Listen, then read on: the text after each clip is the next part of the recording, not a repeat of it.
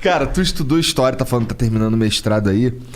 E esse lance das religiões africanas, que assim, você é uma pessoa preta, que é cristã, né? Mas que tem ciência de como é que foi o lance da supressão da religião dos caras aqui e tal. Tu chegou a mencionar que a religião dos caras era demonizada, etc. Qual que é a tua visão com essa...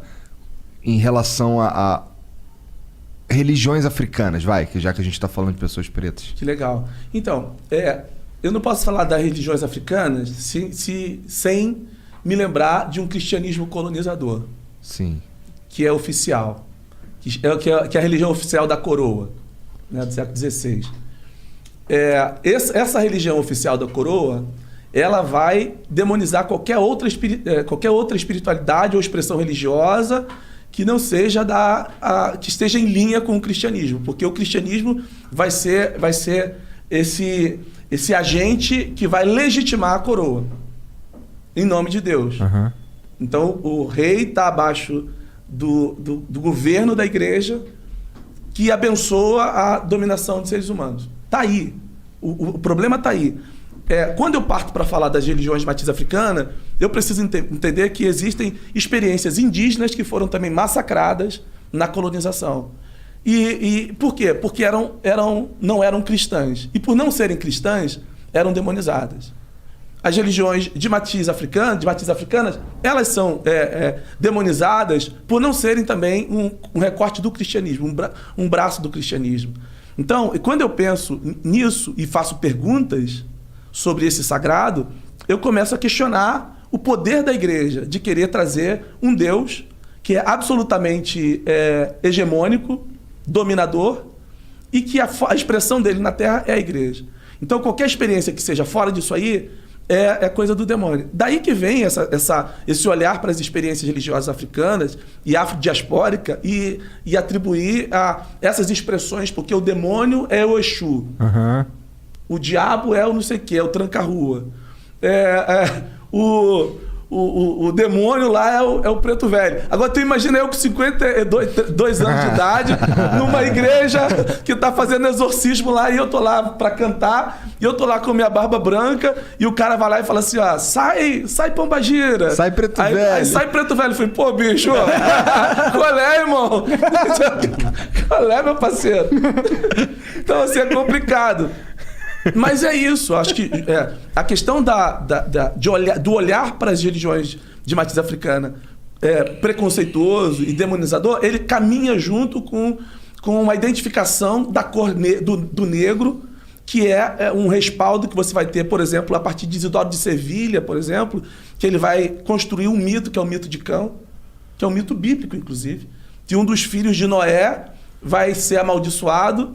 E o continente africano é tido como o continente onde esses filhos, esse descendente de Noé vão habitar. E a marca desses filhos está na cor da pele, está na geografia, que é o continente, está na genealogia, porque os filhos de Cão foram para a África, segundo essa tradição literária, judaico-cristã.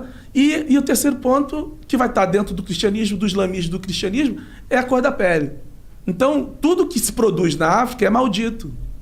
As experiências cristãs da África, as experiências religiosas da África, são experiências malditas. Isso aí é o pano de fundo. Eu não posso falar sobre, por exemplo, quando eu vou pensar sobre o candomblé, quando eu vou pensar sobre as experiências, tanto africanas quanto afrodiaspóricas, eu não posso olhar para isso sem fazer uma leitura anterior a isso, que é construída há muitos séculos, que é sustentada, por exemplo, a partir do século VI, VII, por Isidoro de Sevilha, que vai ser o pano de fundo para a justificação do século XVI da escravidão africana. Então está tudo isso ali. Então qualquer expressão africana vai estar relacionada ao demônio, por uma igreja hegemônica, e por ser uma expressão de resistência. Porque o candomblé é uma experiência, eu gosto do Muniz Sodré quando ele fala que a experiência do candomblé é uma experiência de resistência, é a ágora diaspórica. Mas eu concordo. Eu acho que a resistência é um dos aspectos mais fortes. Que é lindo, porque o candomblé produz tudo, não é só religião. E ele sobreviveu há anos, há séculos de escravidão no Brasil, não estou falando do candomblé, estou falando das experiências africanas. porque tem outras experiências africanas anteriores ao candomblé no Brasil. Mas, enfim, vão ser experiências que vão resistir à coroa, que vão resistir aos colonizadores, que vão resistir ao cristianismo católico e, a partir da República, ao cristianismo laico também, que está sempre sendo oprimido, mas sempre resiste. Por quê? Porque não é uma resistência apenas da espiritualidade, é uma experiência da consciência, é uma resistência política, é uma experiência do seu lugar enquanto negros que foram escravizados. Então, esse olhar do movimento cristão para as religiões de matriz africana como um olhar demonizador, ele está muito chancelado por uma visão colonialista ainda. Uhum. Então, a despeito do que eu pense ou do que qualquer pessoa fala, é experiência de matriz africana. Então, vamos respeitar a experiência do outro, seja ela a expressão que tiver. Só que você, apesar de sermos um país laico, nós não suportamos, nós ainda olhamos, a sociedade ainda olha para um trabalho, por uma oferenda que é feita, por um rito do candomblé, por exemplo, mais diretamente, e vai dizer, isso é coisa do mal.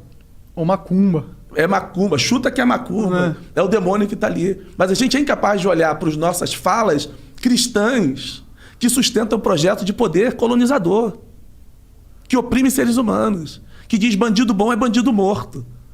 Isso não tem nada a ver com Jesus, pô. Isso tem a ver com o projeto da igreja.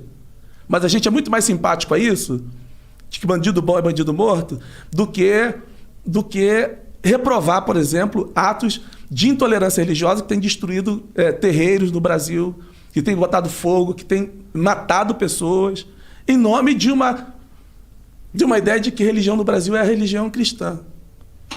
É mais uma forma que a sociedade tem, a igreja chancelando, a igreja simpática a isso, de que preto no Brasil é isso.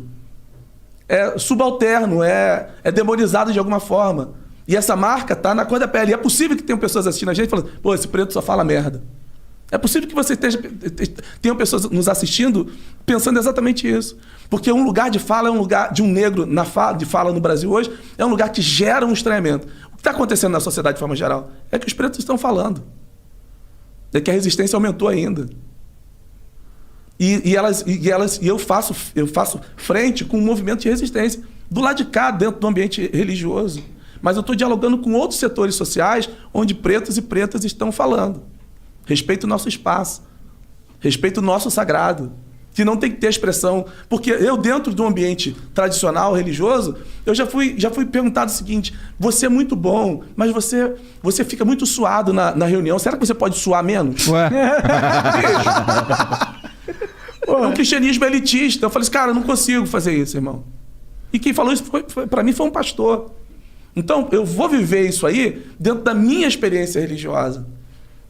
E as religiões de matriz africana vivem isso aí. As pessoas não querem saber o que acontece lá. É do demônio.